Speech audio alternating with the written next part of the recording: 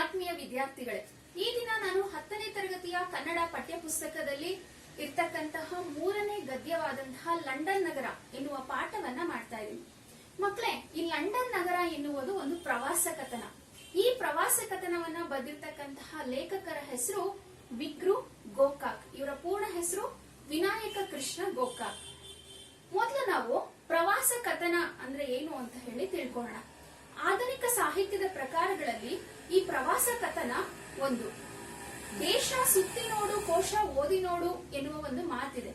ಮನುಷ್ಯ ಜ್ಞಾನ ಸಂಪಾದನೆಯನ್ನ ಮಾಡ್ಬೇಕು ಅಂತ ಹೇಳಿದ್ರೆ ಒಂದು ದೇಶವನ್ನ ಸುತ್ತಬೇಕಂತೆ, ಇಲ್ಲ ಅಂತ ಹೇಳಿದ್ರೆ ಕೋಶವನ್ನಾದ್ರೂ ಓದಿ ಜ್ಞಾನವನ್ನ ಸಂಪಾದನೆ ಮಾಡ್ಬೇಕು ಅಂತ ಹೇಳಿ ಹಿರಿಯರು ಹೇಳಿದ್ದಾರೆ. ಈ ಪ್ರವಾಸ ಕಥನದಿಂದ ನಮ್ಮ ಜೀವನದಲ್ಲಿ ಹೊಸ ಅನುಭವಗಳು ಮೂಡುತ್ತೆ. ಹಾಗಿದ್ರೆ ಏನಪ್ಪಾ ಪ್ರವಾಸ ಕಥನ ಅಂತ ಹೇಳಿದ್ರೆ, ಪ್ರವಾಸಕ್ಕೆ ಹೋದಂತಹ ಸಂದರ್ಭದಲ್ಲಿ ಕೇಳಿದಂತಹ, ನೋಡಿದಂತಹ, ಹಾಗೆಯೇ ಸ್ವತಃ ಅನುಭವಿಸಿದಂತಹ ಎಲ್ಲಾ ಅಂಶಗಳನ್ನ ಸುಂದರವಾಗಿ ದಾಖಲೆಯ ರೂಪದಲ್ಲಿ ಬರೆದಿಡೋದಕ್ಕೇನೆ ಏನಂತ ಕರೀತಾರೆ, ಪ್ರವಾಸ ಕಥನ ಅಂತ ಹೇಳ್ಬಿಟ್ಟು ಕರೀತಾರೆ. ಇಲ್ಲಿ ನಮ್ಮ ಲೇಖಕರಾದಂತಹ ವಿಕ್ರು ಗೋಕಾಕ್ ಅವರು 1936ನೇ ಇಸ್ವಿನಲ್ಲಿ ಲಂಡನ್ಗೆ ಪ್ರವಾಸ ಹೋಗಿರ್ತಾರೆ.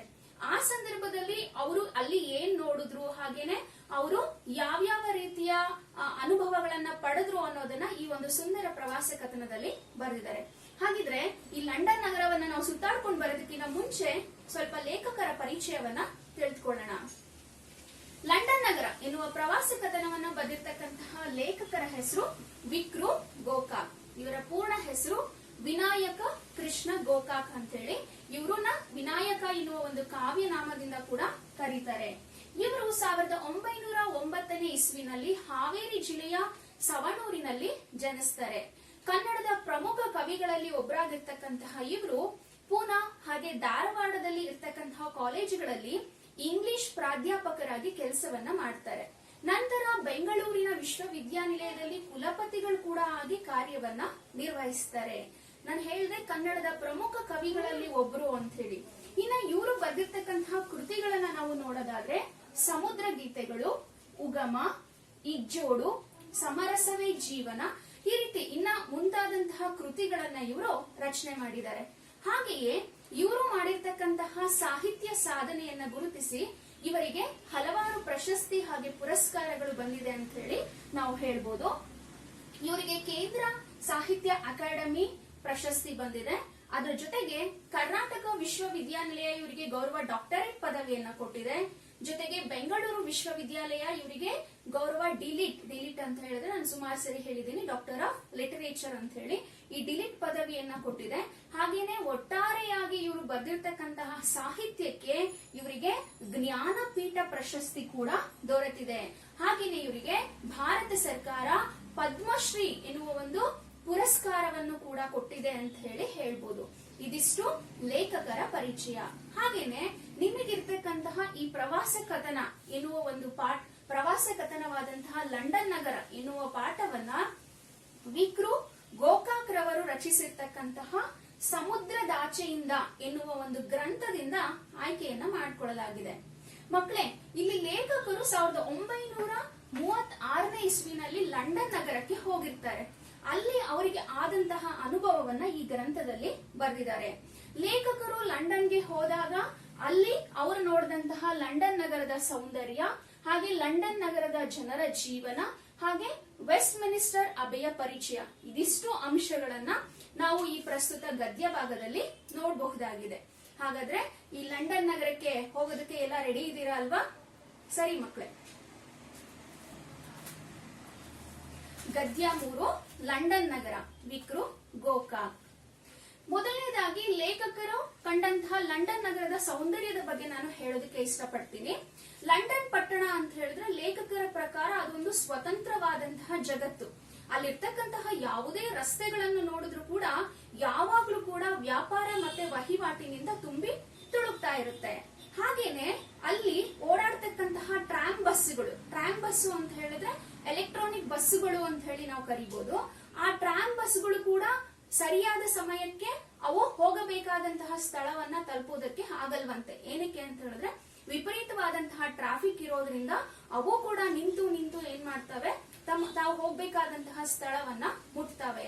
ಹಾಗಾಗಿ ಅಲ್ಲಿರ್ತಕ್ಕಂತಹ ಲಂಡನ್ ನಗರದ ಜನತೆ ಏನ್ ಮಾಡಿದಾರಪ್ಪ ಅಂತ ಹೇಳಿದ್ರೆ, ಸುಮಾರು ಭೂಗರ್ಭದಲ್ಲಿ 50 ಅಡಿಯಷ್ಟು ಆಳದಲ್ಲಿ ಏನ್ ಮಾಡಿದ್ದಾರೆ ಅಂತ ಹೇಳಿದ್ರೆ ಒಂದು ಸುರಂಗದ ಹಾದಿಯನ್ನ ನಿರ್ಮಾಣ ಮಾಡಿ ಅಲ್ಲಿ ಹಳಿಗಳನ್ನ ನಿರ್ಮಾಣ ಮಾಡಿದ್ದಾರೆ. ಜೊತೆಗೆ ಅಲ್ಲಿ ಏನ್ ಮಾಡಿದ್ದಾರೆ, ನಿಲ್ದಾಣಗಳನ್ನ ಕೂಡ ರೆಡಿ ಮಾಡಿದ್ದಾರೆ. ಅಂದ್ರೆ ಈ ಟ್ರಾಫಿಕ್ ಇಂದ ತಪ್ಪಿಸ್ಕೋಬೇಕು ಅಂತ ಹೇಳಿ ಏನ್ ಮಾಡಿದ್ದಾರೆ, ಅಂಡರ್ ಗ್ರೌಂಡ್ ನಲ್ಲಿ ಹಳಿಗಳನ್ನ ನಿರ್ಮಾಣ ಮಾಡಿ ಅಲ್ಲಿ ಗಾಡಿಯನ್ನ ಒಯ್ತಕ್ಕಂತಹ ವ್ಯವಸ್ಥೆಯನ್ನ ಮಾಡಿದ್ದಾರೆ.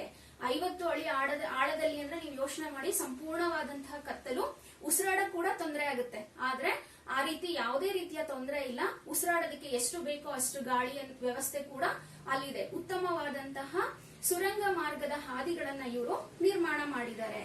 ಜೊತೆಗೆ ಅಲ್ಲಿ ಹೇಗೆ ಗಾಡಿಗಳು ಓಡಾಡ್ತಿರುತ್ತೆ ಅಂತ ಹೇಳಿದ್ರೆ, ಕಣ್ಮುಚ್ಚಿ ಕಣ್ ತೆಗೆಯೋ ಅಷ್ಟೊತ್ತಿಗೆ ದಡದಡ ಅಂತ ಹೇಳಿ ಹಲವಾರು ಗಾಡಿಗಳು ಓಡಾಡಿರುತ್ತಂತೆ.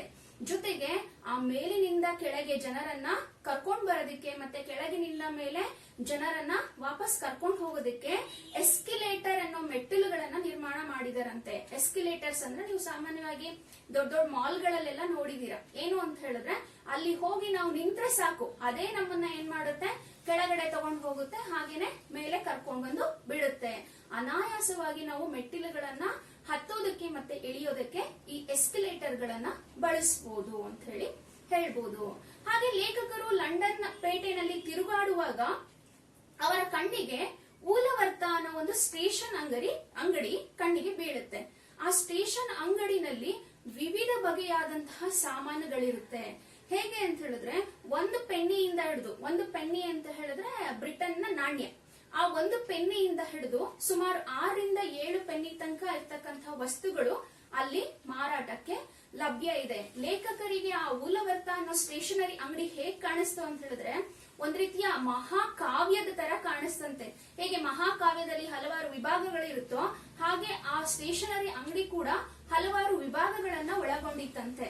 ಜೊತೆಗೆ ಅಲ್ಲಿ ಇಂತಹ ವಸ್ತು ಸಿಗುವುದಿಲ್ಲ ಅಂತ ಹೇಳೋದಕ್ಕೆ ಆಗಲ್ಲ. ಶೂ ಸಿಗ್ತಾ ಇತ್ತು, ಹಾಗೇನೆ ಕಾಲು ಚೀಲ ಸಿಗ್ತಾ ಇತ್ತು, ಸಾಬೂನುಗಳು ಸಿಗ್ತಾ ಇತ್ತು, ಎಲೆಕ್ಟ್ರಿಕ್ ಬಲ್ಬ್ಗಳು ಸಿಗ್ತಾ ಇತ್ತು. ಜೊತೆಗೆ ಅಡವಿಯಲ್ಲಿ ಬೆಳೆದಂತಹ ಹೂವುಗಳಿಂದ ಹಿಡಿದು ಯುದ್ಧಕ್ಕೆ ಬೇಕಾದಂತಹ ವಸ್ತುಗಳವರೆಗೂ ಎಲ್ಲಾ ವಸ್ತುಗಳು ಆ ಅಂಗಡಿನಲ್ಲಿ ಸಿಗುತ್ತಿತ್ತಂತೆ. ಹಾಗಾಗಿ ಲೇಖಕರಿಗೆ ಇದು ಒಂದು ರೀತಿಯ ಮಹಾಕೋಶದ ತರ ಕಾಣಿಸ್ತಾ ಇತ್ತು. ಇನ್ನ ಎಲ್ಲದಕ್ಕಿಂತ ಹೆಚ್ಚಾಗಿ ಲೇಖಕರಿಗೆ ಹೆಚ್ಚು ಆಕರ್ಷಣೆಯನ್ನ ಹುಟ್ಟಿಸಿದ್ದು ಯಾವುದು ಅಂತ ಹೇಳಿದ್ರೆ, ಸ್ಟ್ರಾಂಡ್ ನಲ್ಲಿಯ ಸ್ಯಾವೋಯ್ ಸಿಂಪಿಗಳು ಇಲ್ಲಿ ತುಂಬಾ ಪ್ರಸಿದ್ಧಿಯನ್ನ ಪಡೆದಿದ್ದಾರೆ. ಏನಪ್ಪಾ ಇದು ಸ್ಯಾವೋಯ್ ಸಿಂಪಿಗಳು ಅಂತ ಹೇಳಿದ್ರೆ, ಲಂಡನ್ ನಲ್ಲಿ ಇರ್ತಕ್ಕಂತಹ ದರ್ಜಿಗಳು, ಇವರಿಗೆ ಈ ರೀತಿ ಕರೀತಾರೆ.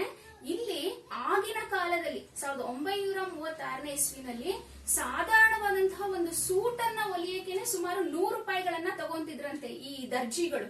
ಅಂದ್ರೆ ಅಷ್ಟೊಂದು ಸ್ಟ್ಯಾಂಡರ್ಡ್ ಆಗಿ ಅವರು ಇದ್ರು ಅಂತ ಹೇಳಿ ತಿಳ್ಕೋಬಹುದು.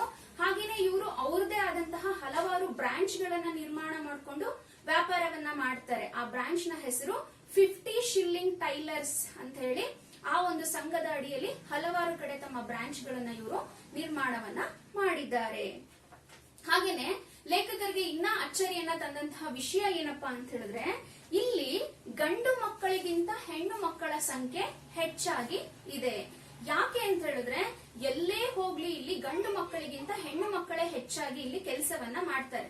ಇನ್ನು ನಾವು ಬೆಂಗಳೂರು ಭಾಷೆನಲ್ಲಿ ಹೇಳೋದಾದ್ರೆ, ಇಲ್ಲಿರ್ತಕ್ಕಂತ ಎಲ್ಲಾ ಅಂಗಡಿಗಳಲ್ಲಿ ಮಾಣಿಗಳಿರಲ್ಲ. ಮಾಣಿ ಅಂತ ಹೇಳಿದ್ರೆ ಕೆಲಸಗಾರರು, ಮಾಣಿಗಳಿರಲ್ಲ, ಅದ್ರ ಬದಲು ಅಮ್ಮಣಿಗಳು ಇರ್ತಾರೆ ಅಂತ ಹೇಳಿ ಲೇಖಕರು ಹೇಳ್ತಾ ಇದ್ದಾರೆ.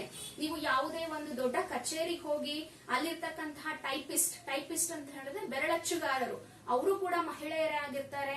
ಜೊತೆಗೆ ಕಾರಕೂನ ಅಂತ ಹೇಳಿದ್ರೆ ಆಫೀಸಲ್ಲಿ ಇರ್ತಾರಲ್ಲ ಕ್ಲರ್ಕ್ಗಳು, ಅವರು ಕೂಡ ಹೆಣ್ಣು ಮಕ್ಕಳೇ ಆಗಿರ್ತಾರೆ. ಇನ್ನ ಸಿನಿಮಾ ಗೃಹದಲ್ಲಿ ನಮ್ಮ ಜಾಗವನ್ನ ತೋರಿಸ್ತಕ್ಕಂಥವರು ಕೂಡ ಹೆಣ್ಣು ಮಕ್ಕಳೇ ಆಗಿರ್ತಾರೆ. ಹೀಗೆ ಎಲ್ಲಾ ಕ್ಷೇತ್ರಗಳಲ್ಲಿ ಇಲ್ಲಿ ಹೆಣ್ಣು ಮಕ್ಕಳು ಕೆಲಸ ಮಾಡೋದನ್ನ ನೋಡ್ಬೋದು. ಪ್ರಾಯಶಃ ಲೇಖಕರು ಹೇಳ್ತಾರೆ, ಇದ್ರ ಉದ್ದೇಶ ಇಷ್ಟೇ, ಇಂಗ್ಲೆಂಡಿನ ಜನರು ಮಹಿಳೆಯರನ್ನ ಹೇಗೆ ನೋಡ್ಕೋತಾರೆ ಅನ್ನೋದನ್ನ ಜಗತ್ತಿಗೆ ತೋರಿಸ್ಬೇಕು ಅನ್ನೋದಿರಬಹುದು ಅಂತ ಹೇಳಿ ಇಲ್ಲಿ ಲೇಖಕರು ಹೇಳ್ತಾ ಇದ್ದಾರೆ. ಹಾಗೇನೆ ಲೇಖಕರು ತಮ್ಮ ಪ್ರಯಾಣವನ್ನ ಮುಂದುವರಿಸ್ತಾ ಅಲ್ಲಿ ಲಂಡನ್ ನಗರದಲ್ಲಿರ್ತಕ್ಕಂತಹ ಇಂಡಿಯೋ ಆಫೀಸಿಗೆ ಹೋಗ್ತಾರೆ. ಆ ಇಂಡಿಯೋ ಆಫೀಸ್ ಅನ್ನೋದು ಒಂದು ವಾಚನಾಲಯ ಅಂತ ಹೇಳಿದ್ರೆ ಎಲ್ಲಾ ಪುಸ್ತಕಗಳು ಅಲ್ಲಿ ಓದೋದಕ್ಕೆ ಸಿಗುತ್ತೆ. ವಾಚನ ಪ್ಲಸ್ ಆಲಯ, ವಾಚನಾಲಯ ಸವರ್ಣ ದೀರ್ಘ ಸಂಧಿಗೆ ಉದಾಹರಣೆ ಬರುತ್ತೆ. ಹಾಗೆ ಹಾಗೆ ಇಲ್ಲಿ ಅನೇಕ ಮಹತ್ವದ ಪುಸ್ತಕಗಳು ಇದೆಯಂತೆ. ಅದರಲ್ಲೂ ಆ ಪುಸ್ತಕಗಳಿಂದ ಕರ್ನಾಟಕದ ಬಗ್ಗೆ ಹೊಸ ವಿಷಯಗಳನ್ನ ಹೆಚ್ಚಾಗಿ ತಿಳ್ಕೋಬಹುದು ಅಂತ ಹೇಳಿ ಲೇಖಕರು ಹೇಳ್ತಾ ಇದ್ದಾರೆ. ಹಾಗೇನೆ ನಮ್ಮ ಹಿಂದೂಸ್ತಾನದ ಲಲಿತ ಕಲೆಯ ಬಗ್ಗೆ ಕೂಡ ಅಲ್ಲಿ ಹಲವಾರು ಮಾದರಿಗಳು ಇತ್ತಂತೆ. ಜೊತೆಗೆ ನಮ್ಮ ಹಿಂದೂಸ್ತಾನದ ಇಂಗ್ಲಿಷ್ ವರ್ತಮಾನ ಪತ್ರಿಕೆಗಳು ಕೂಡ ಆ ಕಚೇರಿನಲ್ಲಿ ಇದ್ದದ್ದು ಅಥವಾ ಆ ವಾಚನಾಲಯದಲ್ಲಿ ಇದ್ದದ್ದು ಲೇಖಕರಿಗೆ ಕಾಣಿಸುತ್ತೆ. ಈ ಕಚೇರಿ ಎಲ್ಲಿತ್ತು ಅಂತ ಹೇಳಿದ್ರೆ ಚೇರಿಂಗ್ ಕ್ರಾಸ್ ಅನ್ನೋ ಒಂದು ಓಣಿಯಲ್ಲಿ ಇತ್ತು. ಈ ಚೇರಿಂಗ್ ಕ್ರಾಸ್ ನಲ್ಲಿ ನಾವು ಏನನ್ನ ನೋಡಬಹುದು ಅಂತ ಹೇಳಿದ್ರೆ ಆಂಗ್ಲರ ಸಾಮ್ರಾಜ್ಯ ವೈಭವವನ್ನ ನಾವು ಇಲ್ಲಿ ಕಾಣಬಹುದು ಅಂತ ಹೇಳಿ ಲೇಖಕರು ಹೇಳ್ತಾ ಇದ್ದಾರೆ. ಹಾಗೇನೆ ಈ ಇಂಡಿಯಾ ಆಫೀಸಿನ ಹತ್ತಿರ ಆಫ್ರಿಕನ್ ಕಚೇರಿ ಇತ್ತು, ಇನ್ನೊಂದು ಹೊಸ ಹಸುವಿನ ಕಚೇರಿ ಇತ್ತು, ವಿವಿಧ ದೊಡ್ಡ ದೊಡ್ಡ ಬ್ಯಾಂಕ್ಗಳು ಹಾಗೇನೆ ವಿವಿಧ ಕಚೇರಿಗಳು ಈ ಒಂದು ಏರಿಯಾದಲ್ಲಿ ಇತ್ತು. ಹೇಗೆ ಕಾಣಿಸ್ತಾ ಇತ್ತು ಆ ಏರಿಯಾ ಅಂತ ಹೇಳಿದ್ರೆ ನೋಡಿದವರು ದಂಗು ಬಡಿದು ನಿಲ್ಲುವಂತೆ, ದಂಗು ಬಡಿದು ಅಂದ್ರೆ ಒಂದು ರೀತಿ ಹಾಗೇನೆ ನೋಡ್ತಾ ನಿಲ್ಬೇಕು, ಆ ರೀತಿ ಆ ರಸ್ತೆಗಳು ಕಾಣಿಸ್ತಾ ಇತ್ತಂತೆ. ಹಾಗೇನೆ ಇನ್ನ ಈ ಲಂಡನ್ ನಗರದ ರಸ್ತೆಗಳ ಬಗ್ಗೆ ಇಲ್ಲಿ ಲೇಖಕರು ಹೇಳ್ತಾ ಇದ್ದಾರೆ. ನಗರದ ಪ್ರಮುಖ ಬೀದಿಗಳು ಸಂಧಿಸುವಲ್ಲಿ, ಪ್ರಮುಖ ಬೀದಿಗಳು ಅಂತ ಹೇಳಿದ್ರೆ ಈಗ ನೋಡಿ ಇಲ್ಲೊಂದು ರಸ್ತೆ ಇದೆ ಅಂತ ಅನ್ಕೊಳ್ಳಿ, ಇಲ್ಲೊಂದು ರಸ್ತೆ ಇದೆ ಅಂತ ಅನ್ಕೊಳ್ಳಿ, ಇಲ್ಲೊಂದು ರಸ್ತೆ ಇದೆ, ಇಲ್ಲೊಂದು ರಸ್ತೆ ಇದೆ. ಈ ಎಲ್ಲಾ ರಸ್ತೆಗಳು ಸಂಧಿಸುವಲ್ಲಿ ಏನನ್ನ ನಾವು ನಮ್ಮ ಕಡೆ ಹೇಗೆ ಸರ್ಕಲ್ಸ್ ಅಂತ ಹೇಳಿ ಕರಿತೀವಲ್ಲ ಆ ರೀತಿಯಲ್ಲಿ ಟ್ರಾಫಲ್ಗಾರ್ ಸ್ಕ್ವೇರ್ ಅಂತ ಹೇಳಿ ಇದೆ. ಟ್ರಾಫಲ್ಗಾರ್ ಸ್ಕ್ವೇರ್ ನ ಏನಪ್ಪಾ ಇಲ್ಲಿ ಟ್ರಾಫಲ್ಗಾರ್ ಸ್ಕ್ವೇರ್ ಅಂತ ಹೇಳಿದ್ರೆ ನಗರದ ಎಲ್ಲಾ ಮುಖ್ಯ ಬೀದಿಗಳು ಬಂದು ಸೇರ್ತಕ್ಕಂತಹ ಸ್ಥಳವನ್ನೇ ಇಲ್ಲಿ ಟ್ರಾಫಲ್ಗಾರ್ ಸ್ಕ್ವೇರ್ ಅಂತ ಹೇಳ್ಬಿಟ್ಟು ಕರೀತಾರೆ. ಹಾಗೇನೆ ಇಲ್ಲಿ ನಾವು ನೆಲ್ಸನ್ ನ ಮೂರ್ತಿಯನ್ನ ಕೂಡ ನೋಡಬಹುದಾಗಿದೆ ಅಂತೆ. ನೆಲ್ಸನ್ ಮಂಡೇರ ಅವರ ಮೂರ್ತಿ ಇದೆ, ಇವರೊಬ್ಬ ರಾಜಕೀಯ ಗುರುಗಳಾಗಿದ್ರು, ಇವರ ಮೂರ್ತಿ ಇದೆ. ಹಾಗೇನೆ ಇವರ ಮೂರ್ತಿಯ ಕೆಳಗೆ ಅವರು ಮಾಡಿರ್ತಕ್ಕಂತಹ ಸಾಧನೆಗಳನ್ನ ಕಲ್ಲಿನಲ್ಲಿ ಕೆತ್ತಲಾಗಿದೆಯಂತೆ. ಹಾಗೇನೆ ಇನ್ನೊಂದ್ ಸ್ವಲ್ಪ ದೂರಕ್ಕೆ ಹೋದ್ರೆ ಅಲ್ಲಿ ವೆಲ್ಲಿಂಗ್ಟನ್ ನ ಶಿಲಾ ಪ್ರತಿಮೆ ಇದೆ ಅಂತೆ. ವೆಲ್ಲಿಂಗ್ಟನ್ ಯಾರು ಅಂತ ಹೇಳಿದ್ರೆ ಬ್ರಿಟಿಷ್ ಪ್ರೈಮ್ ಮಿನಿಸ್ಟರ್ ಆಗಿದ್ದಂತಹವನು, ಹಾಗೆ ಮಿಲಿಟರಿ ಕಮಾಂಡ್ ಆಗಿದ್ದಂತಹವನು. ಇವನ ಪ್ರತಿಮೆಯನ್ನು ಕೂಡ ನಾವು ಇಲ್ಲಿರ್ತಕ್ಕಂತಹ ರಸ್ತೆನಲ್ಲಿ ನೋಡಬಹುದಾಗಿದೆ. ಹಾಗೆ ಆ ರಸ್ತೆನಲ್ಲಿ ಮುಂದೆ ಚಲಿಸ್ತಾ ಹೋದ್ರೆ ಮೂಲೆ ಮೂಲೆಗೂ ಇತಿಹಾಸದ ಮಹಾನ್ ಪುರುಷರ ಒಂದು ಸ್ಟ್ಯಾಚ್ಯೂಗಳನ್ನ ನಾವು ಅಲ್ಲಿ ಕಾಣಬಹುದಾಗಿತ್ತು. ಇದನ್ನ ನೋಡಿ ಲೇಖಕರಿಗೆ ಏನನ್ನಿಸ್ತಾ ಇತ್ತಪ್ಪ ಅಂತ ಹೇಳಿದ್ರೆ ನಿಮ್ಮ ದೇಶದ ಗೌರವವನ್ನ ಕಾಯಿರಿ, ಇದು ದೊಡ್ಡ ರಾಷ್ಟ್ರ ಅನ್ನೋ ತರ ಇತ್ತು ಆ ಮೂರ್ತಿಗಳೆಲ್ಲ. ಅಂದ್ರೆ ಅಲ್ಲಿ ನಡ್ಕೊಂಡು ಹೋಗುವಾಗ ಆ ಪ್ರತಿಯೊಬ್ಬ ವ್ಯಕ್ತಿ ಕೂಡ ನಮಗೆ ಎಚ್ಚರಿಕೆಯನ್ನ ನೀಡ್ತಾ ಇದ್ದಾನೆ, ಇದು ನಿಮ್ಮ ರಾಷ್ಟ್ರ, ನಿಮ್ಮ ದೇಶದ ಗೌರವವನ್ನ ನೀವು ಕಾಪಾಡಿ ಅಂತ ಹೇಳುವಂತೆ ಲೇಖಕರಿಗೆ ಭಾಸ ಆಗ್ತಿತ್ತು. ನೋಡಿ ಈ ವಾಕ್ಯ ಸಂದರ್ಭಕ್ಕೂ ಕೂಡ ತುಂಬಾ ಸಾರಿ ಬರುತ್ತೆ. ಇನ್ನ ಅಲ್ಲಿರ್ತಕ್ಕಂತಹ ರಸ್ತೆಗಳ ಬಗ್ಗೆ ಹೇಳೋದಾದ್ರೆ ಇಲ್ಲಿರ್ತಕ್ಕಂತಹ ಬೀದಿಯಲ್ಲಿ ಲಕ್ಷಾನುಗಂಟ್ಲೆ ಜನರು ಸಂಚರಿಸ್ತಾ ಇರ್ತಾರೆ. ಅದು ಹೇಗೆ ಅಂದ್ರೆ ತುಂಬಾ ಅವಸರವಾಗಿ ಓಡಾಡ್ತಾ ಇರ್ತಾರೆ.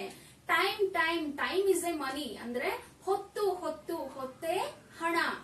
ಕರೆಕ್ಟ್ ಅಲ್ವಾ? ವಿಲಾಯಿತಿನಲ್ಲಿರೋರ್ಗೆ, ವಿಲಾಯಿತಿ ಅಂತ ಹೇಳಿದ್ರೆ ವಿದೇಶದಲ್ಲಿರೋರ್ಗೆ ಒಂದ್ ಸ್ವಲ್ಪ ಟೈಮ್ ಸಿಕ್ರು ಅದು ಜಾಸ್ತಿನೇ ಆಗಿರುತ್ತೆ. ಅಂದ್ರೆ ಅಲ್ಲಿ ಹಣಕ್ಕೋಸ್ಕರನೇ ದುಡಿಬೇಕು, ಪ್ರತಿ ಕ್ಷಣ ಕೂಡ ಓಡ್ತಾನೆ ಇರ್ತಾರೆ. ನಮ್ ತರ ನೆಮ್ಮದಿಯಾದಂತಹ ಜೀವನ ಅವರು ನಡೆಸೋಕೆ ಚಾನ್ಸೇ ಇಲ್ಲ.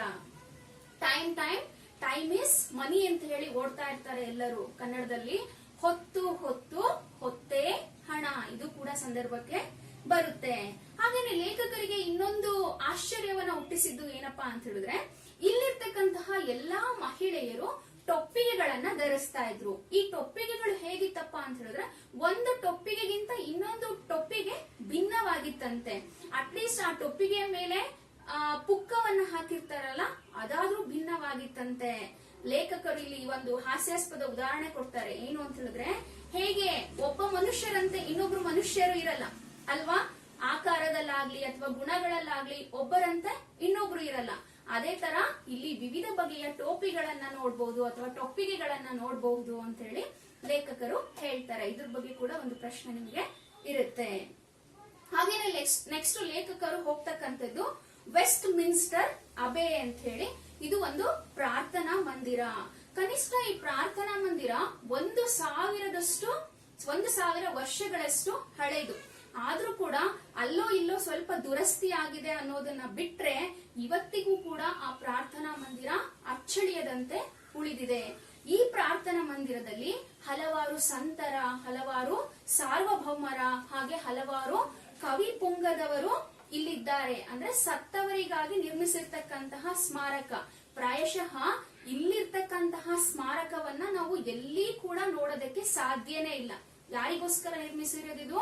ಕೇವಲ ಸತ್ತವರಿಗಾಗಿ, ಸತ್ತಂತಹ ಮಹಾನ್ ವ್ಯಕ್ತಿಗಳಿಗಾಗಿ ನಿರ್ಮಿಸಿದಂತಹ ಸ್ಮಾರಕ ಇದು ಅಂತ ಹೇಳಿ ಇಲ್ಲಿ ಹೇಳ್ತಾ ಇದ್ದಾರೆ. ಆ ಸ್ಮಾರಕಗಳಲ್ಲಿ ಅನೇಕ ಗೋರಿಗಳು ಕಾಣಿಸ್ತಾ ಇದೆ. ಆ ಗೋರಿಗಳು ನೋಡೋದಕ್ಕೆ ಹೇಗೆ ಕಾಣಿಸ್ತಾ ಇತ್ತು ಅಂತ ಹೇಳಿದ್ರೆ, mortality behold and fear what A litre of Toms is here. ಅಂದ್ರೆ ಮೃತ್ಯುವೇ ಆ ಗೋರಿಗಳನ್ನ ನೋಡಿ ಹೆದರ್ಕೋಬೇಕಂತೆ, ಅಷ್ಟೊಂದು ಗೋರಿಗಳು ಅಲ್ಲಿದೆ ಅಂತ ಹೇಳಿ ಲೇಖಕರು ಹೇಳ್ತಾ ಇದ್ದಾರೆ. ಹಾಗೇನೆ ಈ ಒಂದು ಪ್ರದೇಶದ ಬಗ್ಗೆ ಬೂಮ್ಯಾಂಟ್ ಅನ್ನೋ ಒಬ್ಬ ಕವಿ ಈ ಹಾಡನ್ನ ಬರೆದಿದ್ದಾನೆ. ನಾನು ಹೇಳ್ದಲ್ಲ, mortality behold and fear what A litre Toms is here ಎನ್ನುವ ಒಂದು ಹಾಡನ್ನ ಸುಮಾರು 300 ವರ್ಷಗಳ ಹಿಂದೆ ಈ ಬೂಮ್ಯಾಂಟ್ ಅನ್ನೋ ಕವಿ ಬರೆದಿದ್ದಾನಂತೆ. ಹಾಗೆಯೇ ಗೋಲ್ಡ್ ಸ್ಮಿತ್ ಮತ್ತೆ ಎಡಿಸನ್ ಎನ್ನುವ ಪ್ರಖ್ಯಾತ ಸಾಹಿತಿಗಳು ಈ ಪ್ರದೇಶದ ಬಗ್ಗೆ, ಈ ಪ್ರದೇಶ ಅಂದ್ರೆ ವೆಸ್ಟ್ ಮಿನ್ಸ್ಟರ್ ಅಬೆ ಎನ್ನುವ ಪ್ರದೇಶದ ಬಗ್ಗೆ ಒಂದು ನಿಬಂಧನವನ್ನ ಕೂಡ ಬರೆದಿದ್ದಾರೆ ಅಂತ ಹೇಳಿ ಇಲ್ಲಿ ಹೇಳ್ತಾ ಇದ್ದಾರೆ. ಈಗ ಈ ಪ್ರದೇಶದ ಸೌಂದರ್ಯ ಹೇಗಿತ್ತು ಅಂತ ಹೇಳಿ ಮುಂದೆ ಲೇಖಕರು ವರ್ಣನೆಯನ್ನ ಮಾಡ್ತಾ ಇದ್ದಾರೆ. ಹೊರಗಿನಿಂದ ಉತ್ತಮವಾಗಿ ಶೃಂಗರಿಸಿದಂತಹ ಸಣ್ಣ ಬಾಗಿಲೊಂದು ಕಾಣಿಸುತ್ತದೆ. ಒಳಗಡೆ ಮಾತ್ರ ಆ ಕಟ್ಟಡ ತುಂಬಾ ಭವ್ಯವಾಗಿ ಕಾಣಿಸುತ್ತೆ. ನಾವು ಹೋದಾಗ, ಅಂದ್ರೆ ಲೇಖಕರು ಅಲ್ಲಿಗೆ ಹೋದಾಗ, ಅಲ್ಲಿ ಒಬ್ಬ ಪಾದ್ರಿ ಪ್ರಾರ್ಥನೆಯನ್ನ ಓದ್ತಾ ಇರ್ತಾರೆ. ಹೇಗೆ ನಮ್ಮಲ್ಲಿ ಸರ್ಕಾರಿ ವೈದ್ಯರು ಅಂತ ಇರ್ತಾರಲ್ವಾ, ಹಾಗೆ ಲಂಡನ್ ನಗರದಲ್ಲಿ ಸರ್ಕಾರಿ ವೈದಿಕರು ಅಂತ ಹೇಳಿ ಇರ್ತಾರಂತೆ. ಅಲ್ಲಿ ಸುಮಾರು ಜನ ಬಂದಿದ್ರು ಆ ಪ್ರದೇಶಕ್ಕೆ. ಅಲ್ಲಿ ಬಂದಿದ್ದವರೆಲ್ಲ ಪ್ರಾರ್ಥನೆಯನ್ನ ಮಾಡೋದಕ್ಕೆ ಬಂದಿದ್ರು ಅನ್ನೋದಕ್ಕಿಂತ ಆ ಒಂದು ಪ್ರದೇಶವನ್ನ ನೋಡೋದಕ್ಕೆ ಹೆಚ್ಚಿನ ಸಂಖ್ಯೆಯಲ್ಲಿ ಜನರು ಬಂದಿದ್ರು. ಲೇಖಕರು ಏನ್ ಮಾಡ್ತಾರೆ, ಆ ಪ್ರದೇಶದಲ್ಲಿ ತಮ್ಮ ಓಡಾಟವನ್ನ ಅವರು ಶುರು ಮಾಡ್ತಾರೆ. ಆ ಲೇಖಕರು ಸಾಕ್ತಾ ಇದ್ದಂತಹ ದಾರಿಯ ಎಡಗಡೆಗೆ ರಾಜಕಾರಣ ಚತುರರ, ಅಂದ್ರೆ ಯಾರು ರಾಜಕೀಯದಲ್ಲಿ ಸಾಧನೆಯನ್ನ ಮಾಡಿದಾರಲ್ವಾ ಅವರ ಶಿಲಾಮೂರ್ತಿಗಳನ್ನ ನೋಡಿದ್ರಂತೆ. ಅವರ ಕಣ್ಣಿಗೆ ಫಸ್ಟ್ ಕಂಡದ್ದೇ ಅದು. ರಾಜರಿಗಿಂತ, ಕವಿಗಳಿಗಿಂತ ನಮ್ಮ ದೇಶದ, ಅಂದ್ರೆ ಲಂಡನ್ ನಗರ ದೇಶದ ಕೀರ್ತಿಯನ್ನ ತಂದವರು ರಾಜಕಾರಣಿಗಳು ಅಂತ ಹೇಳಿ ಮೊದಲು ಆ ರಾಜಕಾರಣಿಗಳ ಮೂರ್ತಿಯನ್ನೇ ಅಲ್ಲಿ ಕೆತ್ತಿದ್ದಾರಂತೆ ಅಂತ ಹೇಳಿ ಲೇಖಕರು ಹೇಳ್ತಾ ಇದ್ದಾರೆ. ಹಾಗೇನೆ ಅಲ್ಲಿ ಪ್ರಾರ್ಥನೆ ನಡೆಯುವಾಗ ಲೇಖಕರು ಮೆಲ್ಲನೆ ಅಲ್ಲೇ ಇರ್ತಕ್ಕಂತ ಅರ್ಲ್ ಆಫ್ ಚಾಂಟಮ್ ಅನ್ನೋನ್ನ ನೋಡ್ತಾನೆ. ಆತನ ನೋಡಿ ಹಾಗೇನೆ ಗ್ಲಾಡ್ಸ್ಟನ್, ಮಾಲ್ಡ್ ಡಿಸ್ರೇಲಿ ಮೊದಲಾದವರು ಕೂಡ ಇವರ ಕಣ್ಣಿಗೆ ಬೀಳ್ತಾರೆ. ಗ್ಲಾಡ್ಸ್ಟನ್ ಯಾರು ಅಂತ ಹೇಳಿದ್ರೆ 4 ಬಾರಿ ಪ್ರಧಾನಿಯಾಗಿದ್ದಂತಹ ಒಬ್ಬ ವ್ಯಕ್ತಿ ಬ್ರಿಟನ್ ನಲ್ಲಿ. ಈ ವ್ಯಕ್ತಿಗಳ ಶಿಲ್ಪಕಲೆಗಳು ಅಥವಾ ಈ ವ್ಯಕ್ತಿಗಳ ಚಿತ್ರಗಳನ್ನೆಲ್ಲ ಅಲ್ಲಿ ನಾವು ಕಾಣಬಹುದಾಗಿದೆ. ಪ್ರಾರ್ಥನೆಯು ಮುಗಿದು ಇದೇ ಮೊದಲಾದ ಶಿಲಾಮೂರ್ತಿಗಳ ನಡುವೆ ಹಾಯ್ದ ಪಾದ್ರಿಯು ಅರಸನ ಕಡೆಗೆ ಹೋದೆ. ಅಲ್ಲಿ ಉತ್ತಮವಾದ ಕೆತ್ತನೆಯ ಕೆಲಸವು ಕಣ್ಣಿಗೆ ಬಿತ್ತು.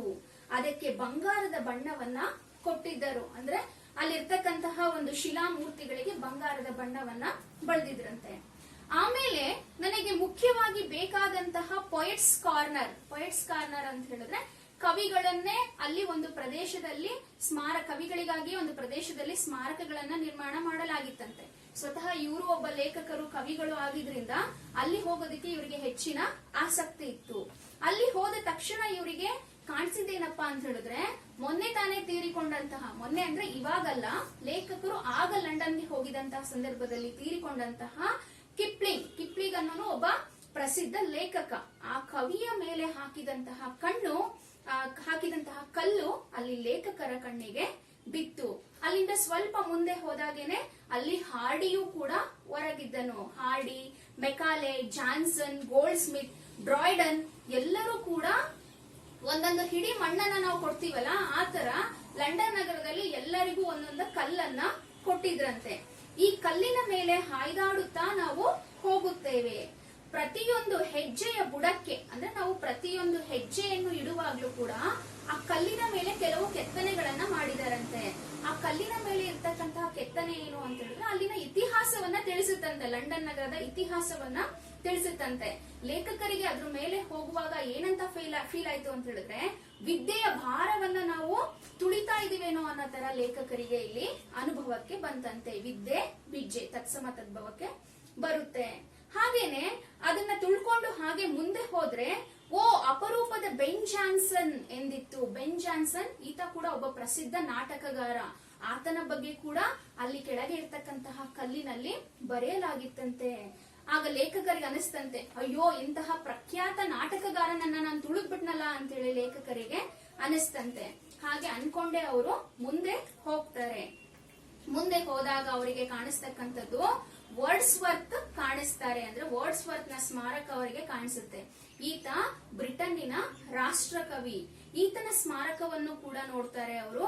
ಹಾಗೇನೆ ಅಲ್ಲಿರ್ತಕ್ಕಂತಹ ಎಲ್ಲಾ ಕವಿಗಳ ಸ್ಮಾರಕವನ್ನ ನೋಡಿ ಅವರ ಹೃದಯ ಏನೋ ಒಂದ್ ರೀತಿ ಕಂಪಿಸುವುದಕ್ಕೆ ಶುರು ಆಗುತ್ತೆ. ಅಂದ್ರೆ ಯಾವ ಮನುಷ್ಯ ತಪ್ಪು ಹೆಜ್ಜೆಯನ್ನ ಹಾಕೋದಕ್ಕೆ ಹೊರಟಿದಾನೋ ಅವರಿಗೆ ಅಲ್ಲಿರ್ತಕ್ಕಂಥ ಸ್ಮಾರಕಗಳೆಲ್ಲ ಒಂದ್ ರೀತಿ ಎಚ್ಚರಿಕೆಯನ್ನ ನೀಡೋ ತರ ಕವಿಗೆ ಭಾಸ ಆಯ್ತಂತೆ. ಹಾಗೆ ಅಲ್ಲಿ ಎಲ್ಲೇ ಹೆಜ್ಜೆ ಇಟ್ರು ಕೂಡ ಒಂದೊಂದು ಕಲ್ಲು ಒಂದೊಂದು ಇತಿಹಾಸವನ್ನ ಹೇಳ್ತಾ ಇತ್ತಂತೆ. ಹಾಗಾಗಿ ಲೇಖಕರು ಇಲ್ಲಿ ಹೇಳ್ತಾ ಇದ್ದಾರೆ, ಎಲ್ಲವೂ ಅಷ್ಟೇ ಮಣ್ಣು ಮಣ್ಣು ಎಂದು ಮನಸ್ಸಿಗೆ ಬಂದಂತೆ ಮನುಷ್ಯನು ನಡೆಯುತ್ತಾನೆ. ಈ ಪ್ರಪಂಚದಲ್ಲಿ ಏನೇ ಆಗ್ಲಿ, ಏನೇ ಸಾಧನೆ ಮಾಡಲಿ, ಎಲ್ಲರೂ ಕೊನೆಗೆ ಎಲ್ಲಿ ಹೋಗ್ತಾರೆ? ಈ ಮಣ್ಣಿಗೆ ಹೋಗ್ತಾರೆ ಅನ್ನೋದನ್ನ ಲೇಖಕರು ಇಲ್ಲಿ ಹೇಳ್ತಾ ಇದ್ದಾರೆ. ಇನ್ನು ಇದಕ್ಕೆ ಸಮೀಪವಾಗಿ ವೈಜ್ಞಾನಿಕರ ಮೂಲೆ ಇದೆ. ವೈಜ್ಞಾನಿಕರ ಮೂಲೆ ಅಂತ ಹೇಳಿದ್ರೆ ಇಲ್ಲಿ ವಿಜ್ಞಾನಕ್ಕೆ ಸಂಬಂಧಿಸಿದಂತೆ ಯಾರು ಕೊಡುಗೆಯನ್ನ ಕೊಟ್ಟಿದಾರೋ ಅವರಿಗೆ ಸಪರೇಟ್ ಆದಂತಹ ಒಂದು ಸ್ಮಾರಕವನ್ನ ಇಲ್ಲಿ ಮಾಡಿದ್ದಾರೆ. ಅಲ್ಲಿ ಈ ಲೇಖಕರು ಹೋದ್ರಂತೆ.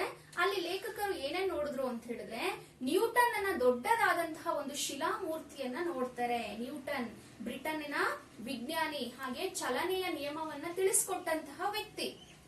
ಆ ನ್ಯೂಟನ್ ಅನ್ನ ಒಂದು ಶಿಲಾಮೂರ್ತಿಯನ್ನ ನೋಡ್ತಾರೆ. ಜೊತೆಗೆ ಡಾರ್ವಿನ್ ವಿಕಾಸವಾದ ಸಿದ್ಧಾಂತವನ್ನ ತಿಳಿಸಿಕೊಟ್ಟಂತವರು. ಹರ್ಷೆಲ್ ಯಾರು ಅಂತ ಹೇಳಿದ್ರೆ ಜರ್ಮನಿಯ ಖಗೋಳ ವಿಜ್ಞಾನಿ. ಸೂರ್ಯ ಮತ್ತೆ ಚಂದ್ರರಿಗೆ ಎಷ್ಟೆಷ್ಟು ದೂರ ಇದೆ ಅಂತ ಹೇಳಿ ತಿಳಿಸ್ಕೊಟ್ಟಂತಹ ವ್ಯಕ್ತಿ. ಅವರ ಕಲ್ಲುಗಳು ಕೂಡ ಅಲ್ಲಿದೆ. ಇನ್ನ ಇದಕ್ಕೆ ಹತ್ತಿರವಾಗಿ ನೋಡಿ, ಅಲ್ಲಿ ಕೇವಲ ಬರೀ ಮಹಾನ್ ವ್ಯಕ್ತಿಗಳ ಸ್ಮಾರಕಗಳಷ್ಟೇ ಅಲ್ಲ, ಅದಕ್ಕೆ ಅಲ್ಲಿ ಏನಿದೆ, ಹಲವಾರು ವ್ಯಾಪಾರಸ್ಥರು, ಜೊತೆಗೆ ವಾಸ್ತುಶಿಲ್ಪಿಗಳು, ಸರದಾರರು, ಸೇನಾಪತಿಗಳು, ಹೀಗೆ ಅನೇಕ ಜನರಿಗೆ ಅಲ್ಲಿ ಸ್ಮಾರಕಗಳನ್ನ ನಿರ್ಮಾಣ ಮಾಡಲಾಗಿತ್ತಂತೆ. ನಂತರ ಲೇಖಕರು ಹೋಗಿದ್ದು ಅರಸರ ಅರಮನೆಯ ಕಡೆಗೆ ಹೋಗ್ತಾರೆ. ರಾಜದಂಡವು ಕಿರೀಟವು ನೆಲ ಕುರುಳಲೇಬೇಕು ಎಂಬುದು ನಿಜವಾಗಿದ್ದರೂ ಸತ್ತ ಮೇಲೆ ಅವರಿಗೊಂದು ವಿಶಿಷ್ಟ ಸ್ಥಾನವನ್ನ ಕಲ್ಪಿಸಿದ್ದಾರೆ. ಎಷ್ಟೇ ರಾಜ ಯಾವ ರಾಜ ಎಷ್ಟು ಮೆರೆದ್ರೂ ಕೂಡ ಆತ ಒಂದಲ್ಲ ಒಂದು ದಿನ ಮಣ್ಣಿಗೆ ಹೋಗಲೇಬೇಕಲ್ವಾ. ಹಾಗಾಗಿ ಆ ರಾಜರಿಗೂ ಕೂಡ ಒಂದು ವಿಶೇಷವಾದಂತಹ ಸ್ಥಾನವನ್ನ ಅವರು ಕಲ್ಪಿಸಿಕೊಟ್ಟಿದಾರಂತೆ. ಅದಕ್ಕೆ ರಾಯಲ್ ಚಾಪಲ್ ಅಂತ ಹೇಳಿ ಕರೀತಾರೆ. ಅಂದ್ರೆ ರಾಜ ವಿಭಾಗ ಅಂತ ಹೇಳಿ ಕರೀತಾರೆ. ಬೆನ್ ಜಾನ್ಸನ್ ಅನ್ನು ಜನರು ತುಳಿದಾಡುತ್ತಾ ನಡೆಯುತ್ತಾರೆ.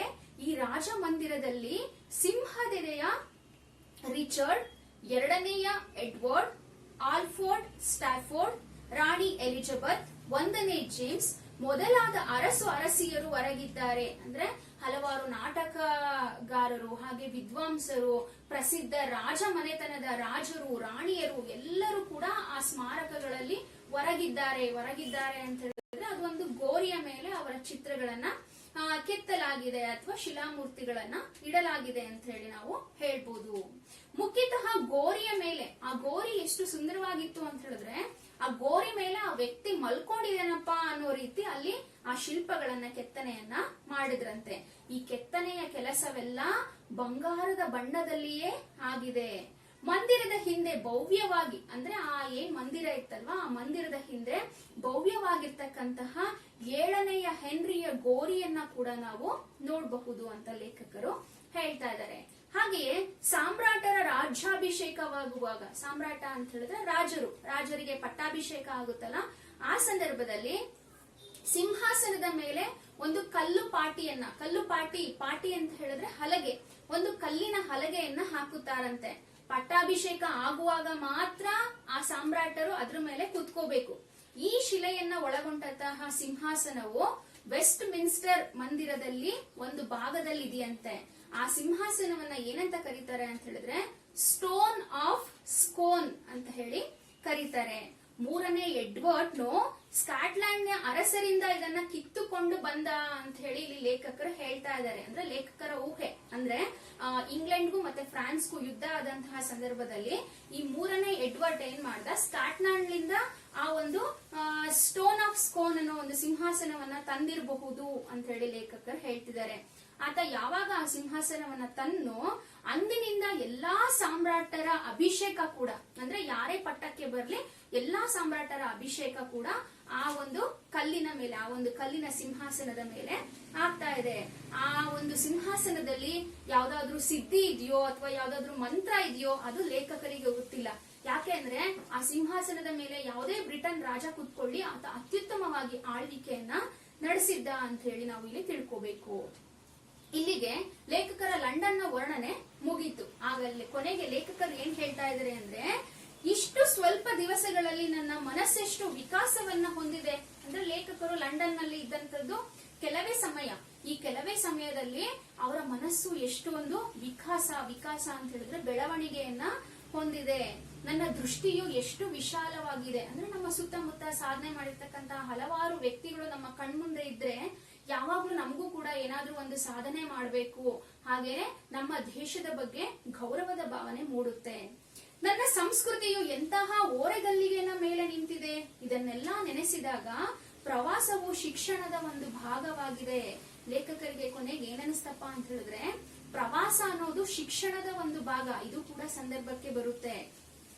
ಏನಕ್ಕೆ ಈ ಪ್ರವಾಸ ಅನ್ನೋದನ್ನ ಶಿಕ್ಷಣದಲ್ಲಿ ಇಟ್ಟಿದ್ದಾರೆ ಅಂತ ಹೇಳಿದ್ರೆ, ಬರೀ 4 ಗೋಡೆಯ ಮಧ್ಯದಲ್ಲಿ ಕುಳಿತುಕೊಂಡು ನೀವು ಪಡ್ಕೊಳ್ಳೋದು ಮಾತ್ರ ಶಿಕ್ಷಣ ಅಲ್ಲ, ಅದರಿಂದ ಆಚೆ ಕೂಡ ಒಂದು ಜಗತ್ತಿದೆ. ಆ ಜಗತ್ತಿನ ಎಲ್ಲಾ ಕಡೆ ನೀವು ಸಂಚಾರವನ್ನ ಮಾಡಿ ಅಭ್ಯಾಸ ಮಾಡ್ಬೇಕು. ಅಂದ್ರೆ ಒಂದೊಂದು ಪ್ರದೇಶದಿಂದ ಒಂದೊಂದು ಅಂಶಗಳನ್ನ ಕಲಿಬೇಕು. ಈ ಜಗತ್ತೇ ನಮ್ಗೆ ಒಂದು ರೀತಿಯ ಶಾಲೆ ಇದ್ದಂತೆ ಅಂತ ಹೇಳಿ ಲೇಖಕರು ಹೇಳ್ತಾ ಇದ್ದಾರೆ.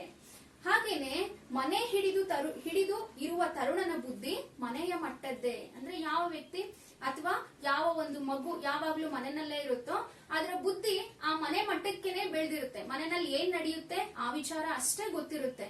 ಅದೇ ಮನೆಯಿಂದ ಆಚೆ ಇರ್ತಕ್ಕಂತಹ ವ್ಯಕ್ತಿ ಅಥವಾ ಆ ಹುಡುಗ ಅಥವಾ ಹುಡುಗಿಯ ಬುದ್ಧಿ ಹೇಗಿರುತ್ತೆ ಅಂತ ಹೇಳಿದ್ರೆ, ಅದು ತುಂಬಾ ವಿಕಾಸವನ್ನ ಹೊಂದುತ್ತೆ ಅಥವಾ ವಿಕಾಸವನ್ನ ಹೊಂದಿರುತ್ತೆ ಅಂತ ಹೇಳಿ ಶೇಕ್ಸ್ಪಿಯರ್ ಹೇಳಿದಂತಹ ಒಂದು ಮಾತು ಲೇಖಕರಿಗೆ ಇಲ್ಲಿ ನೆನಪಿಗೆ ಬರುತ್ತಂತೆ. ಇದಿಷ್ಟು ಲೇಖಕರು ಲಂಡನ್ ನಗರದಲ್ಲಿ ನೋಡಿದಂತಹ ಒಂದು ಚಿತ್ರಣ. ಈ ಪಾಠ ನಿಮ್ಗೆ ಅರ್ಥ ಆಯ್ತು ಅಂತ ಅನ್ಕೋತೀನಿ ಮಕ್ಕಳೇ. ಒಟ್ಟಾರೆಯಾಗಿ ಈ ಪಾಠದಿಂದ ನೀವು ತಿಳ್ಕೊಂಡಿರ್ತಕ್ಕಂತಹ ಅಂಶ ಏನಪ್ಪಾ ಅಂತ ಹೇಳಿದ್ರೆ, ಲಂಡನ್ ನಗರದ ರಸ್ತೆಗಳು ಹೇಗಿತ್ತು, ಅಲ್ಲಿರ್ತಕ್ಕಂತಹ ಜನರು ಯಾವ ರೀತಿ ಜೀವನವನ್ನ ಮಾಡ್ತಾ ಇದ್ರು, ಹಾಗೇನೆ ಅಲ್ಲಿರ್ತಕ್ಕಂತಹ ಪ್ರಸಿದ್ಧ ವ್ಯಕ್ತಿಗಳಿಗೋಸ್ಕರ ಅವರು ನಿರ್ಮಾಣ ಮಾಡಿರ್ತಕ್ಕಂತಹ ವೆಸ್ಟ್ ಮಿನ್ಸ್ಟರ್ ಅಬೆಯ ಪರಿಚಯವನ್ನ ನೀವು ಮಾಡ್ಕೊಂಡಿದ್ದೀರಾ. ಇದಿಷ್ಟು ಅಂಶಗಳನ್ನ ನೀವು ನೀಟಾಗಿ ಕಲ್ತಿದ್ರೆ ಆದ್ರೆ ನಿಮ್ಗೆ ಪರೀಕ್ಷೆನಲ್ಲಿ ಉತ್ತಮ ಅಂಕಗಳು ಸಿಗುತ್ತೆ ಅಂತ ಹೇಳಿ ನಾನು ಹೇಳೋದಕ್ಕೆ ಇಷ್ಟಪಡ್ತೀನಿ.